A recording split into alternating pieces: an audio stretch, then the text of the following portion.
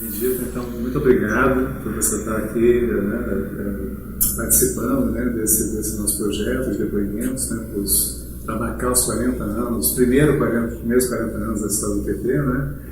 E então, como a gente estava conversando um pouco com você antes, né, é uma conversa bem tranquila assim, para a gente fazer, falando um pouco, primeiro você se apresentar, seu nome, quando você nasceu, onde, falar um pouco da sua família, sua trajetória de vida, até depois falar, né, como você começa a se envolver com a atividade política, né, e a sua trajetória dentro do partido, todos os cargos públicos, né, que você ocupa até hoje também. Muito obrigado. Bem, gente, eu tenho 2 datas de aniversário, para começar falando um pouco isso, parecido até com a história de Lula. Eu, na verdade, nasci no dia 11 de março, mas os meus pais não tinham dinheiro, então eu fiquei como 26 de abril. Então, eu faço em casa o 11 de março, que ninguém sabe, e lá faço o 26 de abril, que é a data oficial, né? E isso é muito interessante, porque eu tenho uma história meia difícil, assim, né? Como criança, e minha mãe, quando eu nasci fora do casamento da minha mãe, aquela confusão toda. E aí, então, ela escolheu esse nome de Benedita, porque dizia que era naquela época, né, minha mãe era um bandista, aquela sincretismo, católica, um bandista, aquela coisa, e dizia que era para São Benedito me proteger. Então, botou o nome de Benedita. Mas a família inteira me chama de Ditinha. Odita ou Ditinha. Ficou Dita, Ditinha, Dita, Ditinha. Então, quando às vezes as pessoas olham assim e vê alguém da família me chamando, ô Dita para cá, Dita para lá, eu disse, não, eu explico, gente, olha, para casa eu sou a Dita, para fora eu sou Benedita. Então, essa é um pouquinho do nascimento da Benedita. Então, eu nasci no meio de uma confusão tremenda. Minha mãe, naquela época, estava morando na Praia do Pinto e já estava se mudando para o Chapéu Mangueira, que é onde eu morei 57 anos da minha vida. E ali nós aprendemos em casa com nossos pais que eles gostavam muito de política e eles eram getulistas até no outro dia. E era interessante, né?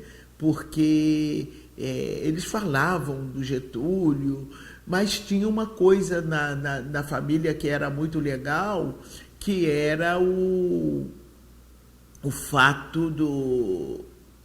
Você vai perguntar depois, você vai saber por que eu disse que eu sou uma filha fora do casamento. Que eu sou filha do José e do João, mas depois eu te explico. Então minha mãe, né, casada com o José, e o José que pensava que era meu pai, então eles eram assim... católicos, umbandistas, tudo junto, né? E gostavam muito de política, muito, muito. Eles viviam envolvidos lá com aquela coisa. E minha mãe era parteira, e ela era umbandista, então ela tinha um centro de umbanda. E isso fez com que nós nos aproximássemos muito cedo das questões sociais do vizinho, da vizinha, aquela coisa, tem que dividir isso, aquilo, acolá.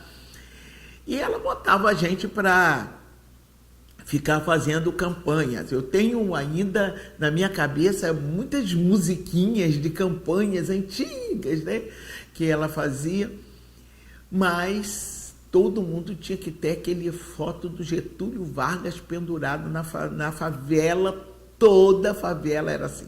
Retrato do velhinho na parede, né? Era a campanha que se fazia. Então, eu fui ali vendo minha mãe se envolvendo, eu fui envolvendo também quando minha mãe faleceu, eu tinha 15 anos, aí eu fui me envolvendo na comunidade também, sempre bem envolvida. Então, fazia parte do comitê de favelas, porque na época era proibido, né, fazer essa coisa de comitê, associação, né, era subversivo.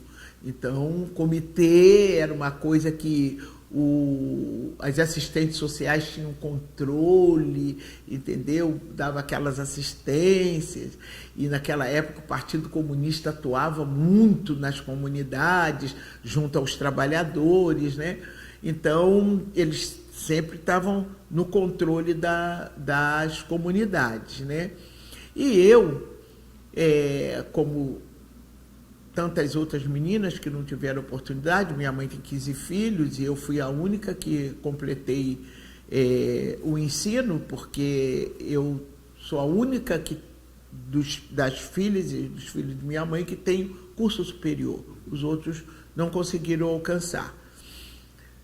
E por isso eu também, minha mãe investia psicologicamente em mim. Você tem que estudar, você tem que ter... E ela tinha essa coisa de negro tem que ter brilho, ela não dizia brilho, negro tem que ter brilho. Depois eu achei que ela tinha razão. Não era brilho que o negro tinha que ter, o negro tinha que ter brilho mesmo, brilhando. Então, ela dizia isso, e a gente tinha que estudar para não ser igual a ela, para não ser igual o meu pai.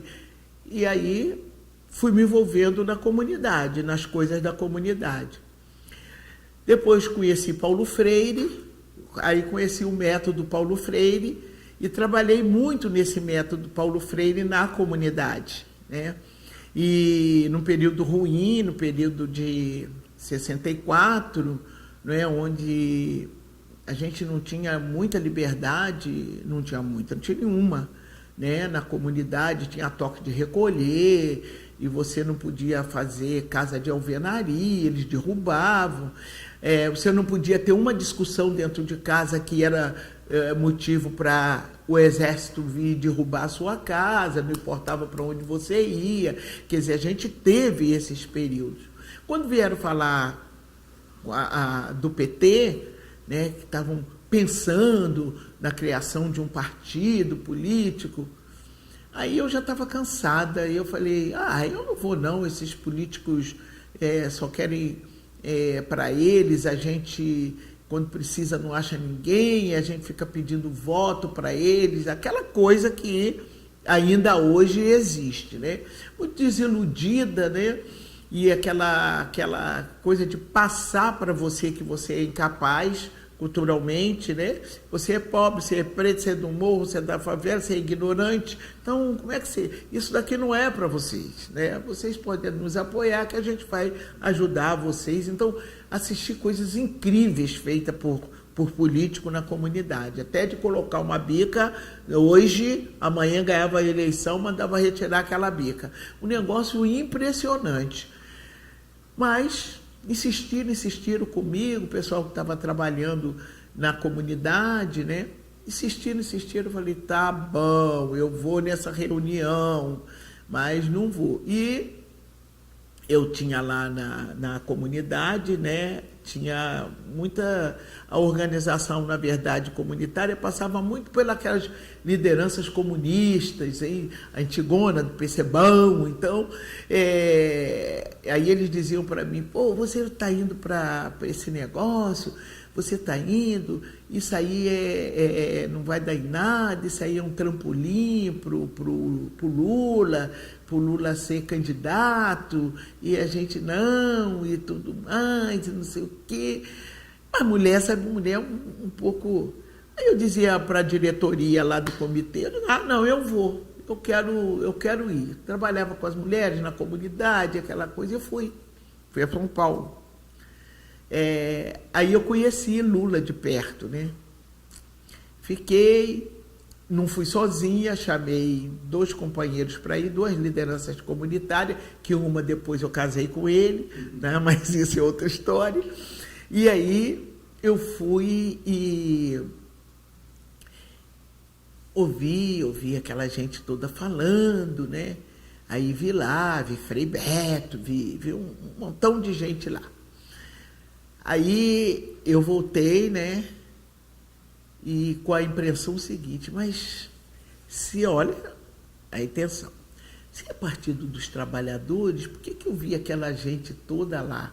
Tinha estudante, tinha intelectual, tinha um monte de coisa, e eu não tinha. Até então, a gente só aprendeu a votar nos outros, né?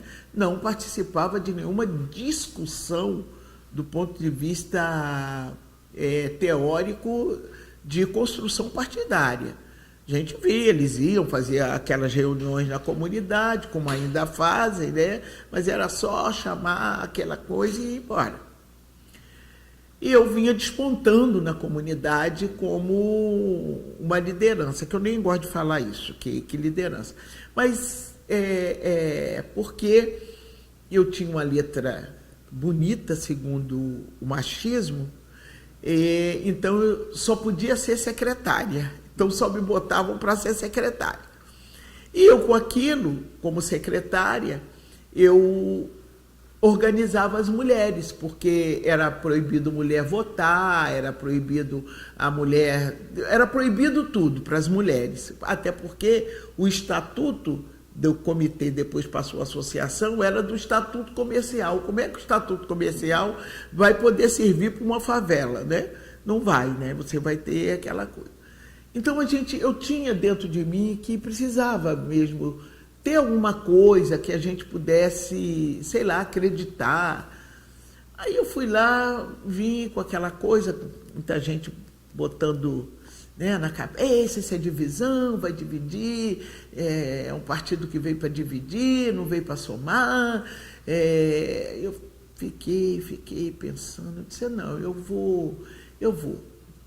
Aí tive muita gente que foi conversar comigo, Benedita, você é uma liderança, anda pelas favelas todas, você podia ajudar na construção do PT. E aí eu comecei pelas mulheres. Vamos embora, porque a gente vai entrar no partido, e esse partido a gente vai ter vez e a gente vai ter voz, e era uma coisa. Aí saí, aí fiquei conhecendo mais, aí o Lula também depois, eu quero conhecer essa Benedita, que falam tanto lá do Rio de Janeiro, uma liderança comunitária. Aí passamos, estive na casa de Lula com aquela famosa sopa dele. Aí gostei demais de Marisa, e comecei assim ter uma conversa tão, eu acho que o Lula aquele personagem que toda liderança gostaria de ser, sabe? E ele é mais do que isso, mais do que um político. O Lula é muito companheiro, sabe? Ele consegue te convencer das coisas de uma forma. Me botava em cada fria, que eu vou te contar. E eu comecei, me apaixonei. Eu digo, se eu não vou acreditar no Lula, quem é que vai acreditar? Né? Eu sou favelada, não, eu vou ajudar esse partido aqui, eu vou ajudar esse partido. Aí saía, a gente vai ter vez e voz, as pessoas, como os homens estavam muito mais duros, né? Aí eu botei uma mulherada imensa no Partido Trabalhador, saí pela comunidade, aí a gente fazia aqueles discursos.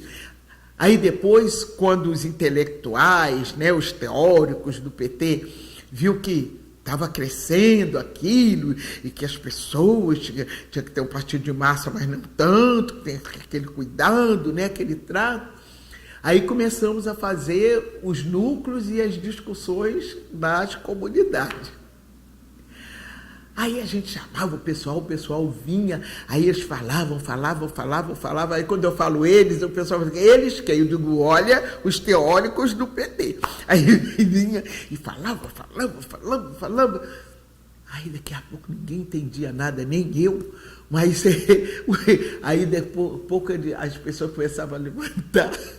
Olha, nós estamos com vocês, nós estamos com o PT, o Partido dos Trabalhadores, mas a gente tem que acordar cedo, que a gente tem que botar a lata a lata d'água para encher na fila de madrugada, o outro tinha que entregar pão, o outro tinha que... Só sei que todo mundo tinha que trabalhar, ninguém aguentava aquelas reuniões que não tinha hora para acabar. Eu aguentava um pouco mais, porque eu sou evangélica e estava acostumada a ir para a vigília, então passar a noite orando, eu acho que eu aguentava um pouco mais. Mas os outros aí, tá bem, então até a próxima. E não acontecia nada. E eu ficava ouvindo o que Lula falava, né? Eu só acompanhava o Lula. Aí eu via Lula ir para lá. E o Lula começou a me convidar também, né? Para dar um giro com ele. Inventou não, que foi uma coisa fantástica essa história da caravana, né?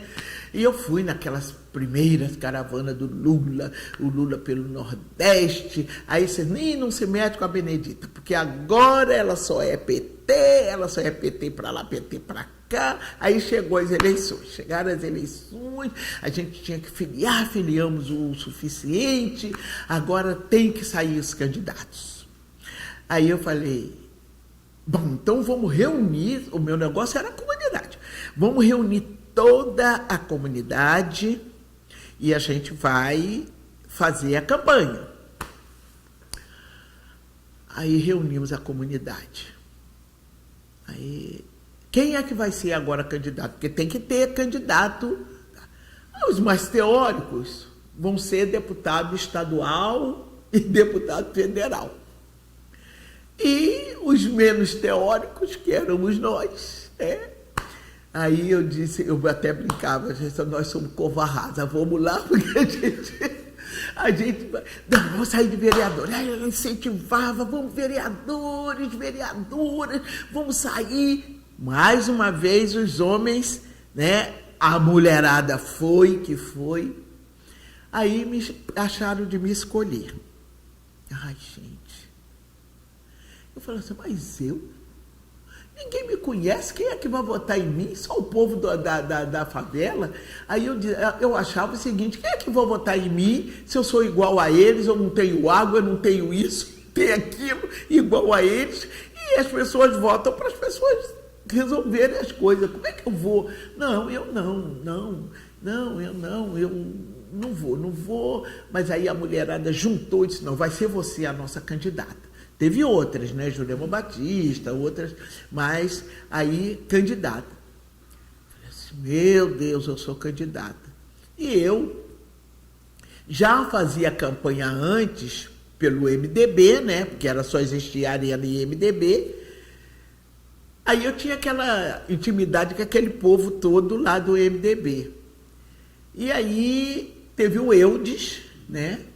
Que o Eudes veio para o PT, o Ayrton, a Beth Mendes, e no Rio a gente tinha o Liste, Lúcia Arruda, aquela classe média, né? E que tinha também, na sua teoria, que tinha que ter gente da base, né? Então tá, todo mundo resolveu Benedita candidata. Aí eu falei, gente, como é que eu vou ser candidata? Eu não tenho um centavo, o PT não dava nada, ninguém dava nada, como é que vai ser isso? Aí a gente ia para a rua, fazia campanha.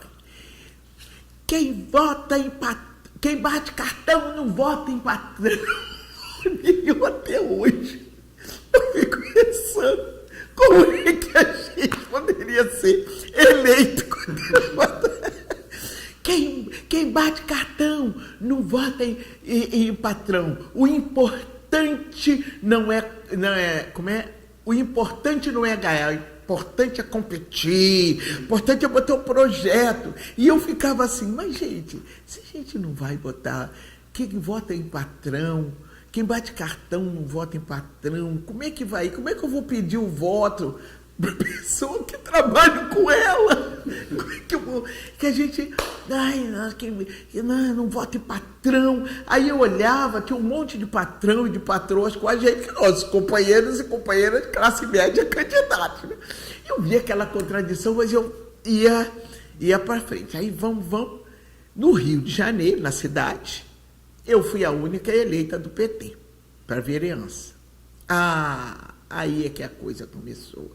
Aí o PT é uma escola fantástica, extraordinária, para tudo. Para o bem e para o mal. Para disputa ferrenha. Ninguém tem dó de ninguém. E disputa mesmo. Mas a gente conversava muito com Lula. Eu olhava as coisas que Lula fazia e eu digo, não, tem que ir assim mesmo, né? Tem que ter PT, é o PT mesmo, a gente gosta do PT. E aí eu me tornei uma vereadora nacional, porque aí, né, a gente tinha que sair para falar do feito do PT. Mas a gente no Rio sofreu muito, porque era a volta do Brizola, o voto era vinculado, e por isso a gente não teve muito. O Lisânias foi o nosso candidato a governador, Lula saiu candidato em São Paulo. Claro que nós não ganhamos, porque o PDT chegou com, primeiro, aquela briga se ele ia ficar com a sigla ou se ia roubar, aquela confusão toda no Rio, mas todo mundo se sentia realmente assim, reconhecer o esforço do Brizola, tudo que aconteceu, e tinha que votar no Brizola. Aí você chegava na comunidade, era Brizola, Brizola, Brizola, Brizola, Brizola, aí juntava uma coisa com a outra, Brizola na cabeça, Brizola na cabeça. Isso foi pegando, e a gente dizia assim, meu Deus do céu, será que a gente vai ter como a gente vencer isso? Mas vencemos, né? PT conseguiu fazer, foi Benedita, mas também foi Lúcia Arruda, foi eleita, Liste foi eleito. Então, a gente começou no estado do Rio de Janeiro a dar essa caminhada. E esse mandato de vereador, mandato que andou pelo mundo. E eu saía com Lula, também gostava demais. Tem algumas cenas fantásticas, extraordinárias, porque o Lula é muito pessoa, ele é muito gente, né? E ele também é terrível, né? Aqueles contos dele, aquelas piadas. E eu conversava muito com ele, dizia assim, Lula, você sabe que vocês são muito machistas? Aí ele falou, vou levar você, Benedita, para você falar essas coisas que você fala comigo, para você falar lá no Congresso. Fui ao Congresso da CUT primeiro, olha, foi muito engraçado. Aí cheguei naquele monte de homens. Aí eu olhei, todo mundo discutindo lá, socialismo, não sei o que lá.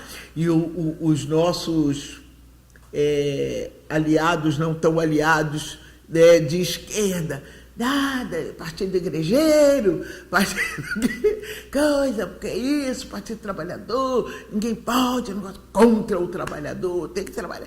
Bom, tudo com muita inveja de Lula, a verdade era essa, da liderança de Lula e tudo. Aí eu cheguei lá, vai falar, Benedita, a grande liderança do Rio de Janeiro, e tudo, da favela, do Rio, de Chapéu Mangueira. Aí eu fui falar. Aí cumprimentei todo mundo, falei, mas duas coisas eu me lembro que eu falei. Gente, trabalhador tem sexo, tem raça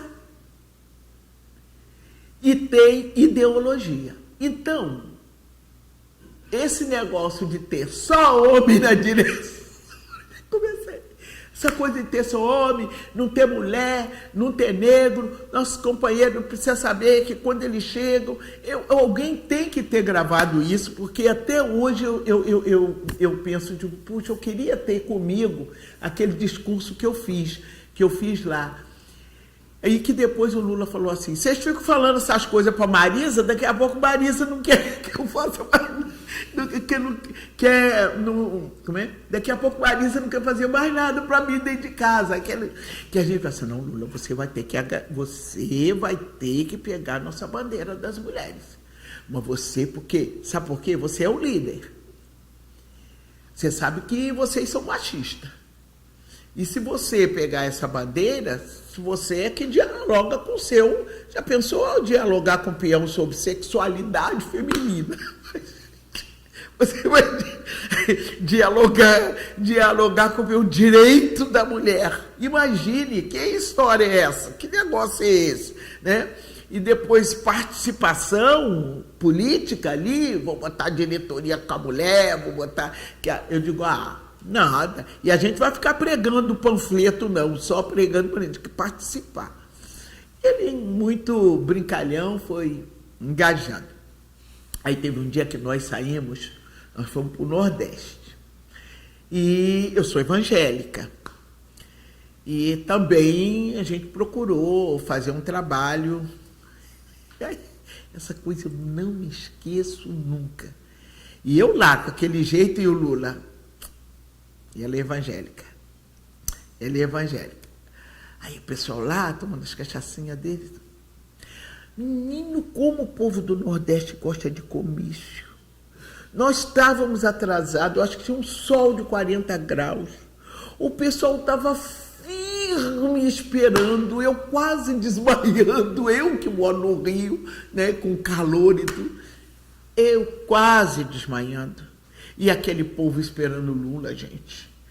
Aí nós... cheguei na casa. E até tinha evangélicos lá, um monte de evangélicos. Aí sobe um companheiro para falar, eu estou lá naqueles palanquezinho, né, feito lá pelo povo. Aí sobe o companheiro para falar, e o companheiro está falando. Aí arrumaram 2 microfones assim, do lado do outro, e eu estou ali, estou prestando atenção, suando que só eu, né? Negro absorve muito calor, né? E naquele... Meu Deus do céu, o que é isso? E o povo dando a falar, e fala, e nada que Lula fala. Nunca vi uma pessoa como Lula, gente, para ouvir. O cara tem ouvidos, tem mesmo. Eu fico... É invejável como ele ouve. Ele ouve. Em qualquer situação ele ouve. Isso é muito fantástico. E ele ouvindo. E vai, companheiro Lula, companheiro não sei o quê. E estava assim em volta, né? Um monte de evangélicos já tinha sido apresentado. Você é Benedita, você é evangélica, tá? Aí o companheiro chega, tem um que faz um discurso, fala assim, eu quero uma sociedade para os trabalhadores. Eu quero também uma sociedade que a gente possa ter os filhos da gente, tudo da gente, na escola, trabalhando. Eu quero uma sociedade assim, eu quero uma sociedade assada. Aí então, eu quero uma sociedade sem sacanagem. E eu falei, sem sacanagem não, o microfone aberto. Sim. Aquilo assim, olha, eu não me esqueço disso nunca. Ele foi dizendo, queria uma sociedade de tudo quanto era jeito. E depois eu falei, quero uma sociedade sem sacanagem. E eu, muito brincalhona também, é o meu modo. Digo, sem sacanagem não, mas saiu, ó, sem sacanagem não. E agora eu, para olhar para baixo, os crentes tudo. Ai, gente, eu queria morrer.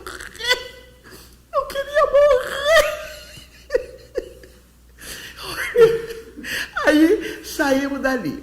Aí tinha um cara lá, não sei se era fazendeiro, o que ele era, tinha convidado o Lula, para o Lula ir para a gente passar lá, à noite lá, né? Mas aí os companheiros, não, companheiro Lula vai ficar com a gente, companheiro Lula, tá. Aí nós passamos lá na casa desse cara e tinha uma bandeja, né? Cheia de frutas lá em cima da mesa, uma mesa grande de madeira, tudo lá. Aí, né, nós estamos olhando, eu estou lá acompanhando, aí conversa daqui, conversa dali, aí daqui a pouco, vambora, Lula, companheiro Lula, vamos levar o companheiro Lula a ficar com a gente. Aí chegamos, altas horas, o companheiro não tinha nada para comer dentro da casa. Eu me lembro disso, não sei se Lula se lembra. O Lula disse que ele só sonhava com aquela bandeja cheia de fruta que a gente deixou na casa. Olha, mas são coisas... Eles pensavam naquela bandeja cheia de frutas e a gente ali, companheiro deita aqui, a companheira deitou, e eu falei, meu Deus, tomara que o dia amanheça. Tomara que o dia amanheça. Porque aí o Lula tomou a cachaçinha dele, pronto, né? Aí o outro também tomou e eu que não tomo nada. Gente, eu falei, ai, não, eu não vou aguentar. E o dia amanhece, lá vamos nós, novamente, outra vez de novo. Mas são, assim, coisas fantásticas, né? Que o PT, que eu vivi e continuo vivendo, né? Ainda no PT, a nossa luta, por exemplo, para o direito da mulher, né? Porque a gente aprende na casa da gente, essa coisa do machismo, né? Por exemplo, a minha família, né?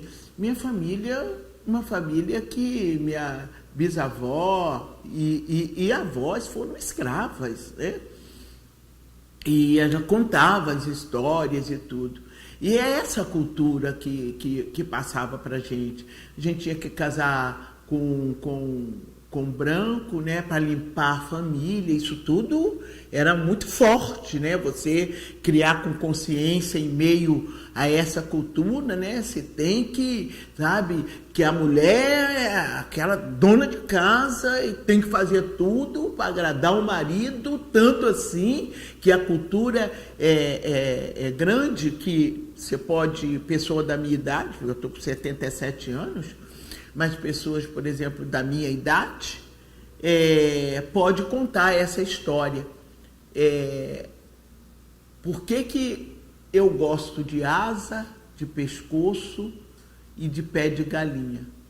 Porque eram as partes que nós tínhamos que comer, porque peito, coxa, era para o chefe da casa, para o chefe da família. Então, a gente vai vendo como é que as coisas vão acontecendo, né, no mundo. Então, essa coisa a gente aprendeu muito, né? E depois você vai... não pode ninguém falar na hora da comida. Ninguém conversa na hora da comida. Ninguém. Aí ninguém podia conversar. Aí um dia eu falei assim, e eu dava comida para os lavagem para os porcos. Eu mal jogava comida, os porcos. Aí um dia eu resolvi. Quando falou assim, ninguém pode falar, eu digo, eu vou falar, eu não sou porco. Que o porco é que abaixa no prato, no coxo e começa a comer, nem olha a gente, nem fala, nem nada. Bom, sabe que depois disso, né, claro, eu tive uma sobremesa daquelas, que se possa imaginar, porque era assim, né? Quer dizer, aquela coisa da escravidão, né? Do milho, do feijão, do açoite, isso se reproduzia na formação das famílias, né?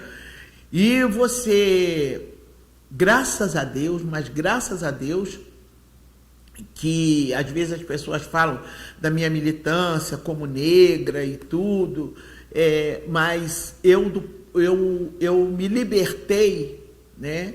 Do ponto de vista espiritual primeiro, sabe? Por isso que eu digo que essas coisas que estão acontecendo aí é que essa gente perdeu o amor. Quem perde amor, perde a fé nas coisas, perde tudo, é capaz de matar, é capaz de fazer um monte de coisa. Então essa coisa espiritual, para mim, ela tem uma força muito grande, porque ela me ajudou na superação e no enfrentamento dessas coisas. Então, eu era essa pessoa que de vez em quando levantava no meio da família e dizia uma coisa que não era para dizer, que não era da tradição da família. Acho que isso me levou muito ao questionamento. Então, o questionamento para mim fez muito bem. Que aí eu questionando as coisas, eu pude contribuir muito, fazer aqueles debates na família, né, sobre o PT, porque eu não tinha nenhuma formação marxista, nem coisa nenhuma. O livro que eu tinha lido até então era a cartilha de infância e a Bíblia, porque aí de Gênesis a Apocalipse, mas a leitura que você faz e a compreensão que você tem do mundo espiritual, né, com esta coisa da mentalização, né, é muito. E é por isso que, às vezes, as pessoas se apavoram com os evangélicos, com as coisas que eles fazem, porque se você, que não tem nenhuma relação com nenhuma igreja, eu digo que qualquer bom comunista ou revolucionário tinha que ler a Bíblia. Porque na Bíblia você vê as guerras, você vê como ocupa a terra, você vê como você faz justiça de salário, você vê também como é que você mata, como é que você destrói o outro, né? Você vê o que a gente chama de pecado dos outros, está lá na Bíblia, que é o nosso pecado, a usura, as fortunas, tudo isso está lá. E você passa a ter uma compreensão daquilo. Então, quando você está num partido político, eu estou dizendo isso para vocês, porque é um questionamento grande, um evangélico no PT, partido de esquerda, mas aí você tem uma interpretação que é outra. Eu não tenho nenhuma contradição entre a minha fé e a política, eu não tenho, pelo contrário, né? Eu quero ser um sal no meio da massa, né? Sabe? Você tem que ser isso, o sal no meio da massa, luz numa escuridão. Não dá para você ficar encastelado porque você se sente bem fisicamente, se sente bem espiritualmente, e dane-se o resto. Então, o PT é um pouco assim, sabe? Esse negócio, quando eles diziam PT igrejeiro, mas é que eu me identifiquei com o quê? Luta de quem? Dos pobres, porque já na minha militância de movimento social, era isso que nós fazíamos. Nós lutávamos por água, por luz, e isso era muito revolucionário. A gente perdeu casa, companheiros, lideranças foram presas, e aí não tinha aviãozinho para levar a gente para outro lugar, não. A gente ficava mesmo ali na comunidade, enterrava os livros quando o exército chegava, sabe? Vazia no chão batido, mas bem batida, e eles olhavam para ver se tinha coisa, se era fresco, o que era aquilo. Não, olha, às vezes a gente cavava buraco de madrugada, quase que com a colher para não fazer barulho, para enterrar os livros porque lá dos comunistas da comunidade que tinha os livros, né? E a gente botava assim na casa da gente, porque nós éramos insuspeitos, né? Evangélico, reacionário, não sei o que, então bota ali, né? Bota ali. E trabalhávamos também, né? Minha mãe era lavadeira, minha mãe lavou para o Juscelino Kubitschek. Minha mãe foi lavadeira do Juscelino Kubitschek. Entreguei muita roupa lá na casa do Juscelino, no Rio, né? No Rio. Ele morava no coisa aí, na campanha dele, ele pegava aquela carroça da fazenda, enchia de tudo, de fruta, aí ele saía, o Juscelino Kubitschek de Oliveira, saía fazendo a campanha, e aí todo mundo subia naquele caminhão, às vezes os pais estavam procurando os filhos, está no caminhão do Juscelino, uma coisa mesmo engraçada. Bom, então, isso daí, para mim, foi um aprendizado, né? Que vinha mesmo assim ao meu encontro dos pobres, era que a gente lutava, era porque a gente lutava. Então a gente estava indo para um partido que se comprometia com isso, ninguém dizia que ia dar nada para a gente, né? Então só dizia o seguinte: vamos juntos, vamos lutar, né? Para acabar com essas coisas. Você sabe, né? Você pensa, a primeira mulher negra, vereadora do Rio, a primeira deputada, né? A primeira senadora, né? Quer dizer, você inaugurou, você tem esse papel histórico, né? De romper, né? Com essa segregação, abrir o caminho para muita gente que está aí hoje, né? Apesar de tudo de ruim que a gente está acontecendo, hoje a gente vê várias lideranças, mesmo as mulheres negras de esquerda ocupando mais espaço, para você abriu todo esse caminho, mas teve muita dificuldade também dentro desses espaços, né? Quer dizer, eu lembro da entrevista que nós fizemos, você até falando da época da Constituinte, que mesmo por ser mulher, né, não tinha nem banheiro feminino no Congresso, né? Quer dizer, como é que foi para você ficar nesse espaço, né? Quer dizer, do poder, entrar num lugar que não era até então, né? Não era, né? Eu conto da Câmara dos Vereadores, que é a primeira vez que eu fui fazer o discurso, né? E eu não sabia se eu falava ou se eu batia as pernas. A perna batia a pau. Pá, pá, pá. Assim eu falei, eu vou desmaiar, eu vou cair, eu vou desmaiar, eu vou cair, eu vou... E ali filmando, não vendo a hora de sair daquela tribuna para falar. Mas aprendi uma coisa. Se eu não tivesse falado naquele dia, eu nunca ia ocupar a tribuna. E isso me serviu de lição. E eu vejo isso até nos dias de hoje. Gente que entra, tem mandato, entra e sai sem ter feito um pronunciamento. Impressionante. Ou você chega ou faz ou não é. Então, eu enfrentava, quer dizer, eu tinha uma professora, né, a professora Ildésia Medeiros, que era minha chefe, e ela estava ali para me ajudar a corrigir. Eu tive muita responsabilidade com o mandato. Sabia que eu tinha erro de português, eu sabia que eu tinha que estudar mais um pouco, né? Eu não sou um Lula autodidata, então eu tinha que conhecer as coisas. Então eu pude montar a minha assessoria sempre assim, botar um teórico xiita, né? Que para equilibrar, mas era mesmo, eu morria de rir. Aí na minha composição tinha LGBT, negro, candomblessista, evangélico, católico, e todo mundo diz assim, como é que a Benedita é evangélica e ela faz isso tudo? Eu digo, exatamente. Porque se eles não me ajudarem, eu vou ser só evangélica. Eu vou ser só mulher negra. Mas eu tenho aqui a cara do Brasil colocada. E é por aqui que eles vão me ajudar, né, com o conhecimento deles, vão me ajudar a crescer e eu também vou ajudá-los, né, na luta, no sonho da ideologia deles, né, que sempre tiveram, que era isso, né, os trabalhadores. Então, era assim que eu comecei, né, com muito medo, né, de ser hostilizada, era um mundo estranho, muito estranho, né?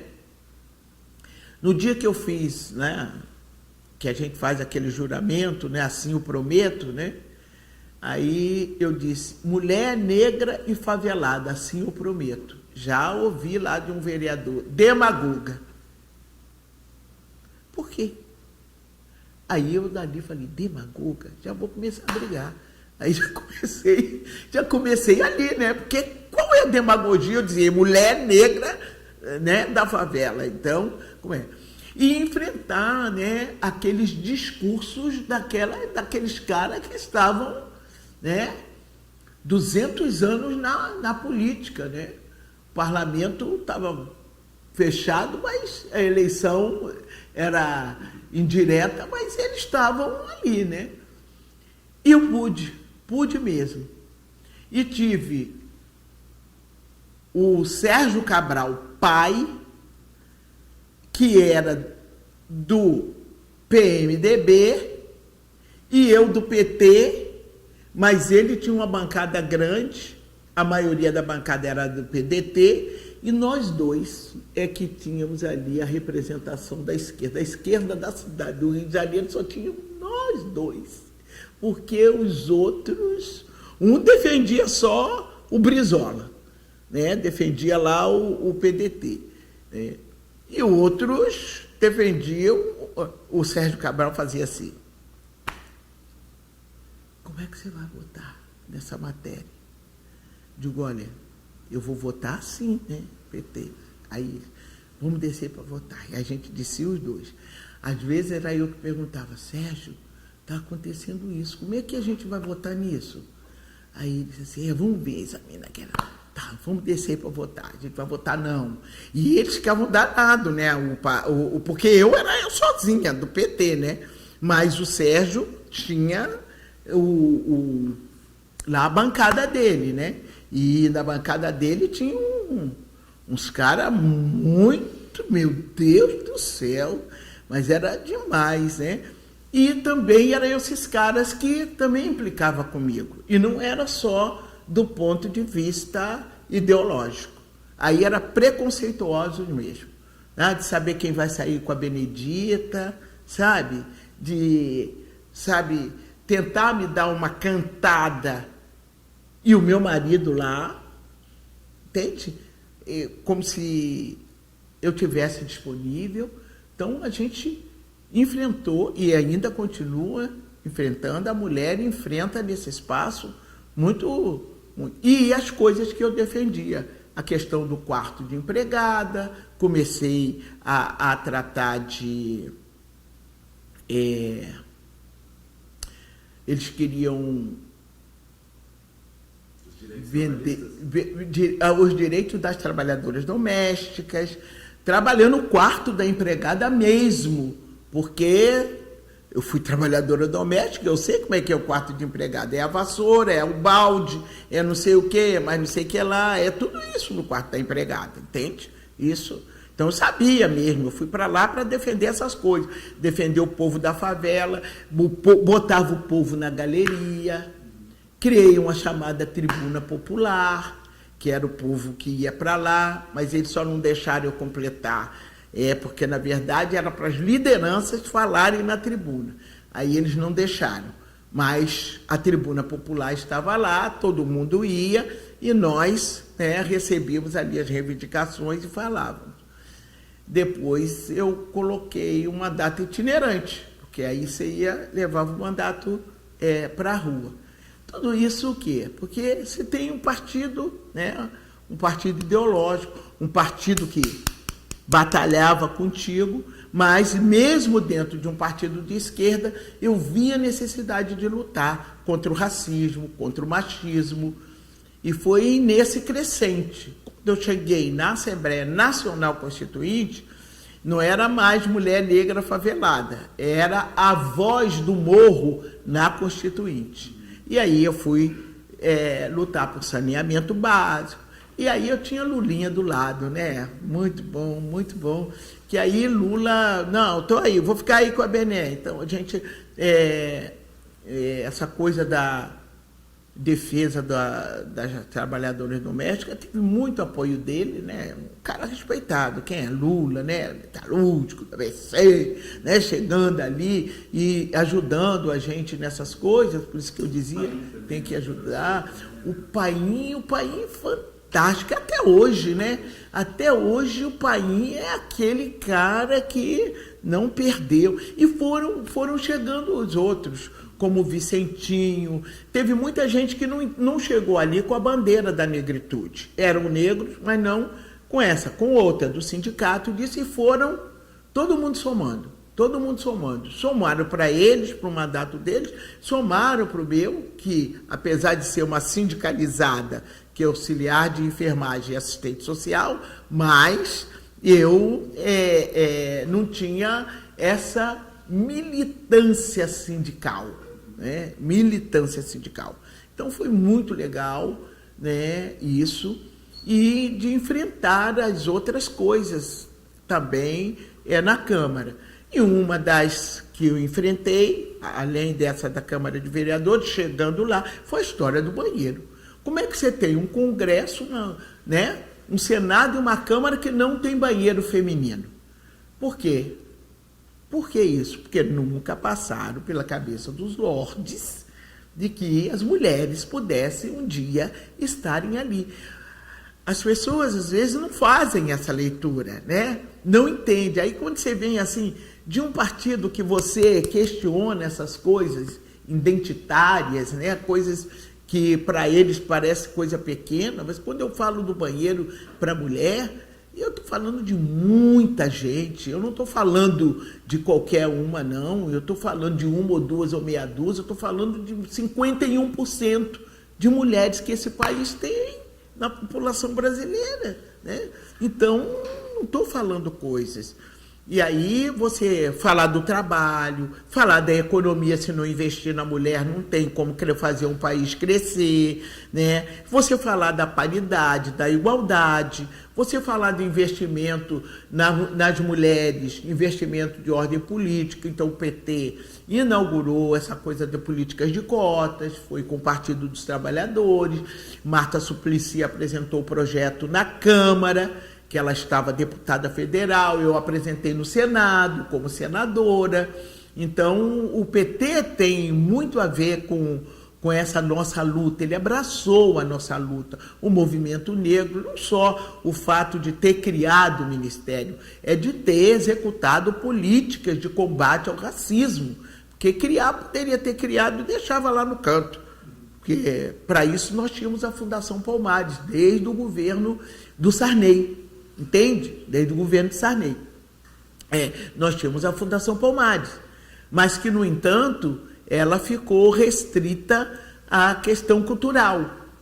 Mas não.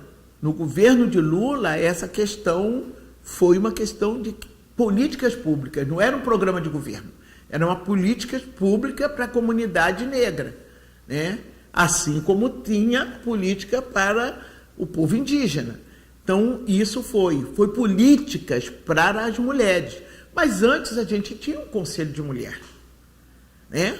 Um conselho de mulheres que batalhavam lá para que a mulher tivesse... Foi importante nas políticas de cotas para as mulheres, né? Os outros partidos começaram a abraçar essa história, mas quem executou essa política foi o Partido dos Trabalhadores. Ele cumpriu dentro e fora, porque a gente dizia que queria tirar da direção do partido, que a gente não aceitava não estar. Depois que veio também a igualdade racial, a gente começou a fazer esse debate. Até hoje a gente ainda luta e briga para ter essa representatividade, né? E aí agora eles entram num discurso de meritocracia para poder derrubar a política de cotas, e a gente está lá para dizer que não, a gente não está falando de qualquer coisa. Foi importante essa dura que nós demos do recurso para a campanha das mulheres, né? Do fundo eleitoral e do fundo partidário, então, para investimento na formação, que antecede o processo eleitoral. Então, nós estamos falando de coisas grandes, né? Então, o que um banheiro puxa, né? Puxa, quer dizer, você está ali. Hoje, a gente ainda está lutando, porque agora nós estamos com umas 2 ou 3 deputadas grávidas. Aí não tem nem nada lá que diz que elas têm que ter licença maternidade. Eu me lembro quando Jandira ficou grávida, foi a mesma coisa, porque a Jandira se recusou e nós apoiamos. Não quero licença médica, eu quero licença à maternidade. A Constituição brasileira já estava garantindo isso, né? Agora, e eles vão deixando por lado. Na hora que aparece a mulher grávida, mas aí a gente tem aonde recorrer. Hoje tem. Não, é licença maternidade. Como que vocês vão fazer? Eu não sei, que vocês já deviam ter mudado o regimento interno. Se não mudar, é problema. Mas agora nós queremos licença maternidade para as deputadas que estão grávidas. Nós não queremos um banheiro fora do nosso gabinete para sair correndo pelo corredor, disputando banheiro. Não. Nós não queremos. Então, brigamos por isso.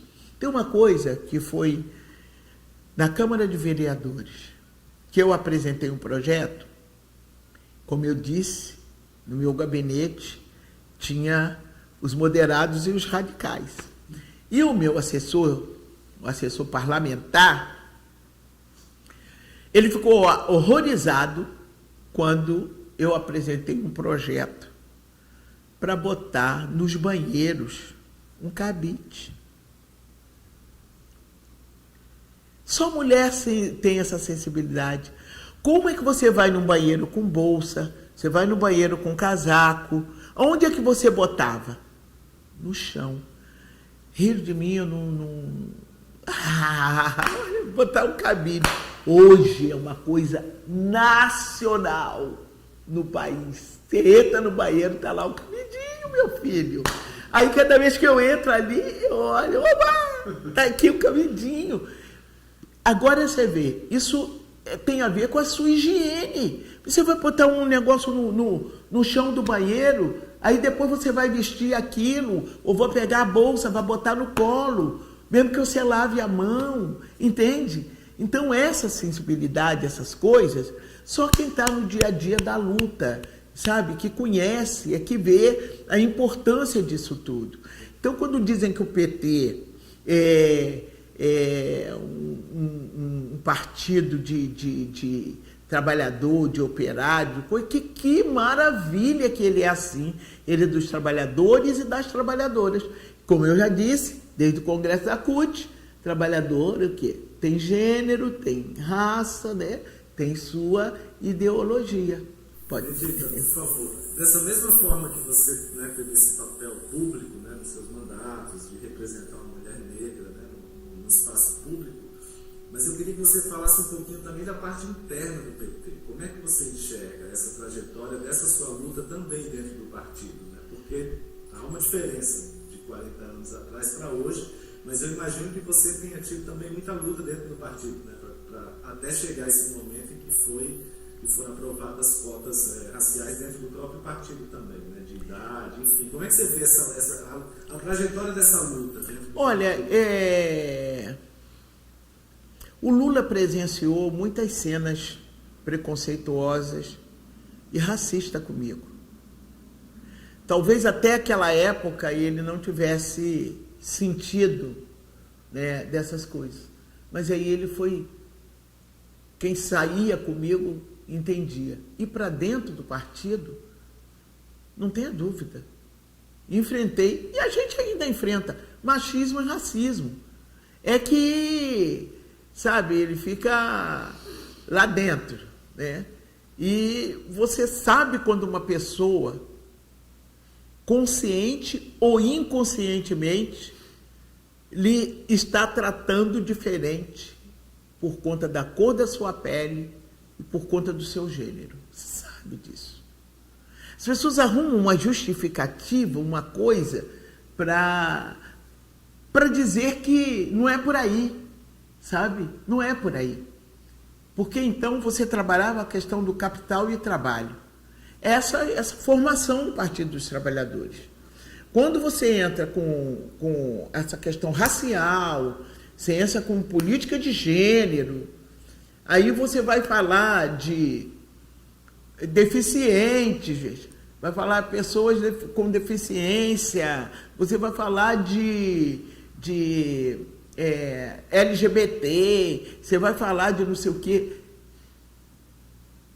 Para uma cabeça de formação marxista, leninista, trotskista, seja lá o ista que for, né? Não existe isso. Não existe, isso divide na concepção ideológica. E muitos ainda pensam dessa forma. Outros não. Outros já cresceram. E eu digo isso que isso é falta de crescimento.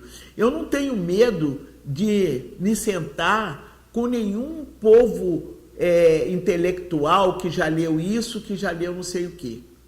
Eu li a minha Bíblia. E ali ela tem princípios que me diz que eu tenho que me envolver. Que eu não posso ficar parada. Então, quando você fala... os evangélicos neopentecostais estão fazendo isso, não estão fazendo isso, é o ser humano. Não é a denominação dele que está fazendo isso. Ele é que é assim. Porque as pessoas têm caráter, ou não têm. Entende? Então, as manifestações que se dão, elas são do ponto de vista físico, ideológico. Está aqui, está nessa carcaça aqui. Entendeu? Então, por que eu vou achar que vai dividir quando eu chego e digo, olha, eu sofri uma discriminação. Ah, mas isso acontece com todo mundo. Ah, tem racismo, mas isso acontece. Até pouco tempo, pouco mesmo, e ainda temos alguns, estou falando de PT, tá? Que tem algum que discute que a luta é de classe. E a gente tem que colocar que classe tem raça, tem gênero. Tem local de moradia, tem cultura. Não vai me dizer que o Paraíba é igual ao cearense, que o cearense é igual ao baiano, que o baiano é igual ao carioca. Não é verdade. Você tem cultura regionais e aquela que já é de uma tradição, de que você vem daquilo, entendeu? Vê se as pessoas perdem. Gente, eu vou falar isso, mas não é para coisa não precisa nem colocar em nada. Mas eu sou casada, eu estou no meu 3º casamento. Eu casei com um fluminense. Depois eu casei com um baiano, com um pernambucano. E agora eu estou casada com um baiano. Todos eles eu frequentei o seu estado, a sua região. Todos eles. Todos eles eu conheci as famílias. Todos eles eu conheço os jeitos, os sotaques. Não tem nada a ver uma coisa com a outra. E isso é Brasil. Isso é Brasil. Então você não pode, de forma nenhuma, achar que a gente vai lutar só contra o capital e trabalho, luta de classe, tá? A luta de classe, se fosse só uma luta de classe, nenhum negrinho ou negrinha que tem uma posição melhor chegaria em casa para dizer que ele foi discriminado, que ninguém brincou com ele, que ninguém está junto com ele, que ele é o diferente da sala. Pensa bem isso. A gente tem que pensar nisso. Então a gente tem que falar das pessoas como elas são, por inteiro. Entende? Então eu quero fazer minha luta de classe. Eu sei que é luta de classe.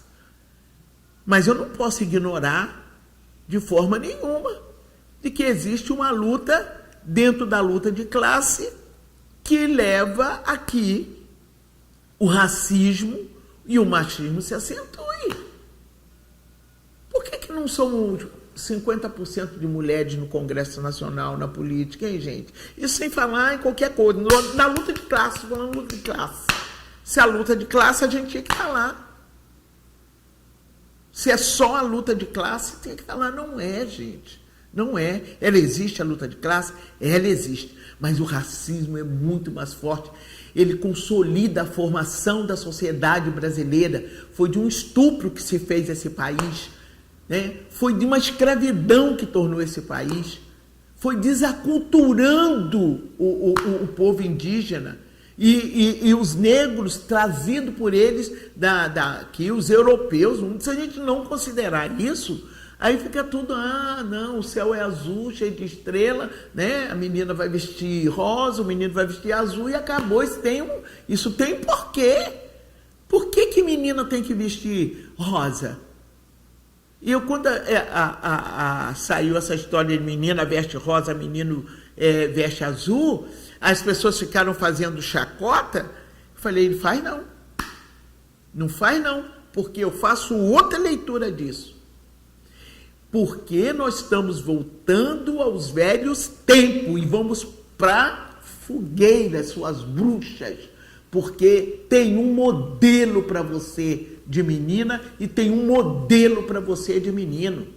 É isso que está colocado, não é simplesmente a cor da roupa. A gente tem que pensar nisso, do que o projeto que nós estamos lutando contra ele. Que projeto é esse? Se não é uma perda de identidade que querem nos impor, depois dos avanços, conquistas que nós tivemos. E ninguém pode negar que o PT não teve uma mão enorme dentro de tudo isso. E a maioria das coisas que nós estamos, enquanto eles nos xingam, nos chamam disso, daquilo, eles também não apresentam outra coisa. Se eles querem mudar alguma coisa, eles querem mudar exatamente aquilo que foi produto criado no governo de PT. E que eles querem botar um outro nome, né? Fazer mais corte, botar um outro nome, fazer menorzinho aquilo. Tem nada de diferente, porque não tem esse projeto. Então é importante, é muito importante a gente, nesse governo, acompanhar essa leitura. O PT, né, nesses 40 anos, teve erros e teve acertos. E eu repito uma fala de Lula: o PT é cobrado pelos seus acertos. mais cobrado pelos seus acertos, menos cobrado pelos seus erros. Porque se fossem só os erros, principalmente os erros que eles atribuem a nós do PT, eles não ficavam pedindo para a gente fazer autocrítica. Se autocrítica, tá bem, olha, eu errei. Pronto, eu fiz a autocrítica, não fiz? Confesso, eu não estou na igreja. Confessai uns aos outros, está escrito lá na minha Bíblia. Gente, é isso? Partido político é isso? Não, não é, entende? Então é exatamente porque eles sabem que o Brasil estava indo no rumo certo. Botar essa negrada na universidade, olha como mudou. Gente, eu vou às universidades fazer palestra. Eu agora me encontro na universidade. E não é só porque eu encontro os negros na universidade. É isso que eles não querem. É que eu encontro os negros e encontro os brancos, os negros no mesmo pé de igualdade. Os dois estão ali, porque o Lula nunca fez, nem Dilma fez política de separação no apartheid. Pelo contrário, nós tivemos e estamos juntos, sempre juntos. Então, o meu filho, a minha filha, meu neto, meus bisnetos, já sou bisavó, então meus bisnetos vão entrar na universidade junto com quem? O cara mais rico do mundo. Não, pode ser que não, porque agora que eles estão acabando com as escolas públicas, para ninguém estudar, para o pobre não estudar, mas até lá a gente não vai deixar, se Deus quiser, e Deus quer. Então você vai ver aquele menino com aquela menina. Até hoje eles olham para as crianças e olham para a juventude de bocas abertas. Porque como essa gente é inteligente, como nós estamos em crise na cultura brasileira. Em crise. Não, está em crise em tudo, né? Na cultura, e a cultura é uma coisa revolucionária, ideológica. Você entra forte na censura, entra forte nos costumes, né? Entra uma coisa séria. A gente não pode deixar para lá. Olha que Hitler fez, por onde ele começou, como é que eram as coisas, né? Então a gente não pode. Então a cultura está uma loucura. Nesse momento de crise na cultura, os melhores espetáculos que o Brasil não via estão sendo feitos por quem? Pelos negros. Olha a invisibilidade dessa gente. Acha que eles nasceram por causa dessa crise? Não, já existiam. Estavam produzindo cinema, teatro, sabe, circo, todas essas coisas. Mas estavam invisíveis. No momento de crise, então, que é chamada grandes empresas, né, grandes produções, eles estão aparecendo. E é uma coisa espetacular. Aí você tem um corte na cultura, o conteúdo nacional já vai sofrer uma privatização daqui a pouco. Por quê? Eles têm medo disso, que nesses 40 anos o PT conseguiu fazer. E eu repito mais uma coisa dita pelo Lula, que ele fez mais do que todo o tempo dessa república em 8 anos e mais 6 anos de Dilma. Muito mais o PT fez, muito mais.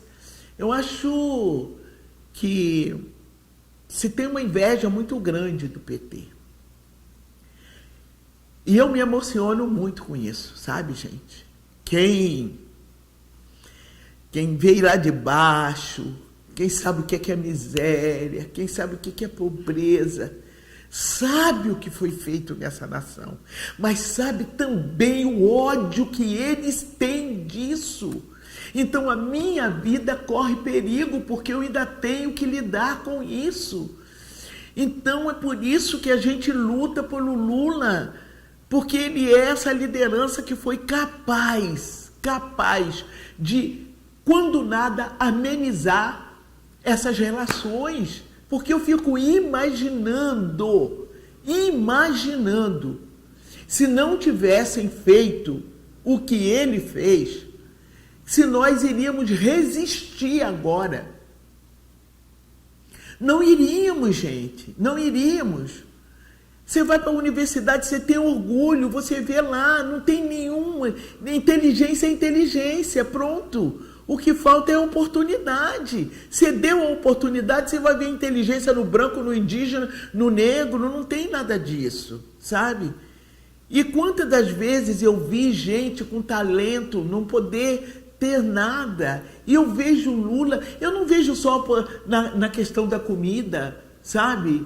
Do combate à fome e à miséria, eu vejo na dignidade, na moral que a gente precisa, e no amor que a gente precisa, que às vezes a gente nem quer nada de ninguém, a gente só quer um abraço, a gente só quer um cumprimento, e você olhar para a pessoa e saber que ela não quer te dar esse cumprimento, ela não quer esboçar um sorriso para você, porque ela tem ódio, porque ela não gosta, porque ela é racista, porque ela é machista.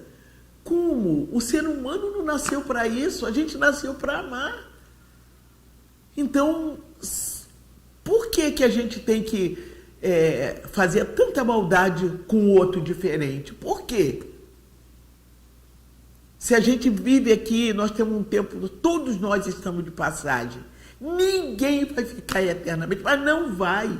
Ficam as nossas obras, ficam os nossos legados, mas nós não. Nós vamos partir um dia. Mas enquanto estivermos aqui, por que esperar chegar no céu? Comece aqui a sua obra. Né? Comece o seu caminho. Na minha igreja tem um hino na minha igreja não, ele é do Preto e Branco, que é um conjunto evangélico, que ele diz: organize-se, né? E ele tem uma hora que ele diz: quem é que disse que quem não é rico vive triste? Sabe? Quem é que disse que a vida dos outros acho que é mais ou menos assim, é fuxico? Quer dizer, se envolva, né?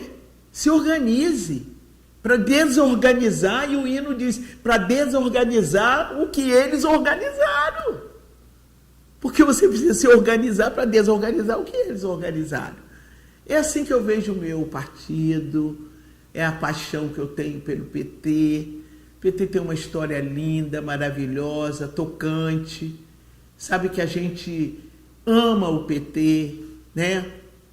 Briga com o PT, xinga o PT, mas não sai do PT. Até porque se sair, morre. Eu ainda não vi ninguém que entrou para o PT com ideias e saiu do PT para procurar em outro lugar, ele não encontrou em outro lugar e saiu do mapa. Podia continuar.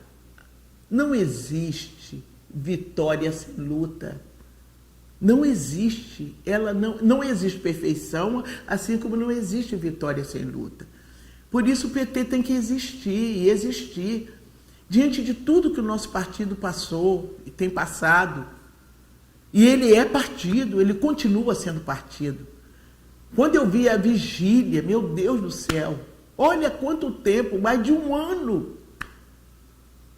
Uma vigília. Lula nunca ficou sozinho um dia dessa vigília. Todos nós temos a responsabilidade. Não posso ir agora, mas eu já estou programada para ir, tá? O outro diz assim, não, eu não posso ir agora, mas eu estou mandando alguém ir lá, e eu não posso ir agora. Quer dizer, uma coisa... Isso é amor, gente. Isso é muito amor. Isso é muita dedicação. E isso também é um respeito ao povo, sabe? É um respeito. Eu amo você, você me ama, eu te respeito, você me respeita, eu faço tudo por você, você faz tudo por mim. Faz me lembrar daquela música que diz, fala que me ama, mas só que é da boca para fora. Não, tem que a fé sem a obra é morta. Tem que amar e mostrar que você ama. E Lula ama esse país. O Lula ama a gente. O Lula é gente. Você pode dar um beliscão que ele sente, sabe? Sente muito. E passa muita energia para a gente, passa muita força, né? eu brincava muito com a Marisa. Marisa gostava muito de pitanga. E eu dizia assim, nem me incomodo, porque eu também gosto muito do Lula, entende? Por quê? Porque essa coisa assim, o Lula é aquela coisa que a gente traz no coração, que a gente gosta de abraçar, de beijar. Hoje tem 200 mil fotos com o Lula, eu poderia não tirar mais, né? Mas não, toda vez que eu quero tirar uma foto aqui, eu faço igualzinho os outros, tieto, vou pra lá, agarro. Líder, gente, líder. Não é culto a personalidade que eu estou fazendo, não. É porque o cara é líder. E a gente tem que honrar aqueles que nos honram. E ele é uma pessoa honrada que tem nos honrado. O PT deve se orgulhar muito do líder que tem. Nós devemos nos orgulhar do líder que nós temos. Não é perfeito. Nós também não somos. Sentimos as mesmas reações que ele. Então, por conseguinte, me diga se a gente tem algo diferente. Aí não é para o PT. Então o Lula há muito tempo já deixou de ser do PT. Nós não podemos ser egoístas. O Lula é um líder. Ele é um homem iluminado. E coitado de nós, do PT, se a gente quiser amarrar o Lula, sabe? Não, nós não temos esse tamanho. Nós não conseguimos. Aí eu falo, só com o homem lá de cima. Porque aqui embaixo não temos, não. Muito obrigado. Terminamos? Eu acho que eu falei pra caramba. Eu disse, não vou chorar. Eu não vou chorar, eu vou fazer. Eu não vou chorar. Eu digo que eu não vou chorar, mas eu choro. Eu digo que não... Não, mas eu choro, gente, eu choro. Gente, vocês não têm ideia. Quando o Lula fala, puxa, é bom uma criança, né? Às vezes você tem filho, não vê nem a cara do filho. Gente, passa assim um filme na minha vida. Eu sou da luz de lamparina, eu sou da luz de vela. Eu sou aquela pessoa que a primeira vez que chegou a luz elétrica, todo mundo saiu de dentro de casa para poder ligar a chave, sabe? Pensa bem o que é isso para todo mundo. Que coisa boa foi chegar a luz na minha casa. Que coisa boa a transposição do Rio São Francisco, que esses miseráveis não querem dar continuidade. Eu fico pensando, 4 horas da manhã, a gente, para arrumar água à distância, botar lata d'água na cabeça, chegar e medir para tomar banho, pegar a última água que enxagou a roupa de fora, é que aquela água aproveitar para tomar seu banho, sabe? Aí você abrir uma torneira e você vê cair água. Gente, a gente não valoriza. Eu falo sempre, meu Deus deu tudo de graça para nós, essa natureza fantástica, extraordinária, e a gente tem fome, a gente tem egoísmo, a gente não quer dividir nada. Isso não é possível. E a gente quer destruir uma liderança, porque essa liderança meteu na sua cabeça que pode fazer alguma coisa, e está fazendo, ajudando as pessoas. Mas essa gente nunca botou o pé em nada, nunca sentiu falta de nada, não sabe. Agora, uma coisa eu tenho certeza que essas pessoas não têm, elas não são bem amadas. Não são bem amadas. Isso eu tenho. Os amigos que têm são falsos, estão por conta do que eles têm, do que eles são capazes de fazer, eles não têm. Eles não têm uma pessoa para chorar porque está sentindo falta deles. Não tem. Não tem. Pode chorar, está sentindo falta do dinheiro dele, da propriedade que ele tem, mas não tem. É com muito orgulho que eu saio pela rua, sabe? Houve xingamento? Houve, ainda houve, mas a gente sabe como é que foi criado esse xingamento. Mas o que eu mais ouço, que dia que ele vai sair? Hein? Vocês não vão tirar ele de lá? Ou então, poxa, o que estão fazendo com ele? Mas não tem, gente. Ele foi o melhor presidente para esse país. É isso que eu ouço. Eu ouço das pessoas simples. É mentira que a gente quer criar ideia de que os evangélicos ficaram todos do lado de lá, que as mulheres, que os negros, que não sei o que. Não, não. As manifestações que eu vou, todas elas acaba com Lula livre. E feito às vezes pelo governo, pelo não sei o que, acabam com Lula livre. As pessoas gritando, as pessoas não têm, as pessoas querem realmente. Então, eu tenho certeza que aquelas pessoas que nunca tinham visto seu filho, que ligou a luz, teve que sair para o lado de fora igual a mim, tenho certeza que essas pessoas gostam do PT e amam o Lula. Tenho certeza. Eu tenho certeza também que essas pessoas que recebeu Minha Casa Minha Vida, sabe? E que antes morava numa casa de sapê, de barro e até de papelão, como eu, sabe o que é ter uma casinha, trazer o seu amigo para casa, sua amiguinha de escola, vai tomar um café lá em casa. Eu tenho uma casa, ninguém tem um palacete, mas uma casa. Sem trabalho e sem casa, a gente não tem honra. Não tem mesmo. E tudo isso eu vi acontecer nesse país. Então, o que eu posso dizer do PT nesses 40 anos? Diante de tantas coisas ruins que aconteceram, o PT foi o bem melhor que a gente recebeu.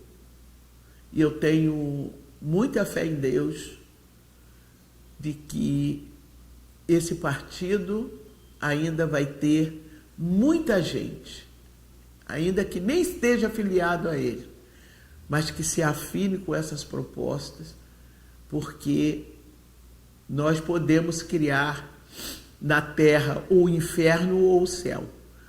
Quem disse que o céu começa lá? Não, o céu começa aqui, o inferno também. Então nós estamos numa batalha, nós estamos numa grande batalha, e é uma batalha espiritual, eu digo, é a luta do bem contra o mal, e é verdade que é a luta do bem contra o mal, mas o bem vai vencer, e já está vencendo, mesmo que eles não queiram. Como diz o Lula, eu fecho dizendo, podem matar uma rosa, 2 rosas, até 3 rosas, mas não impedirão a chegada da primavera. Estamos aí. Obrigado,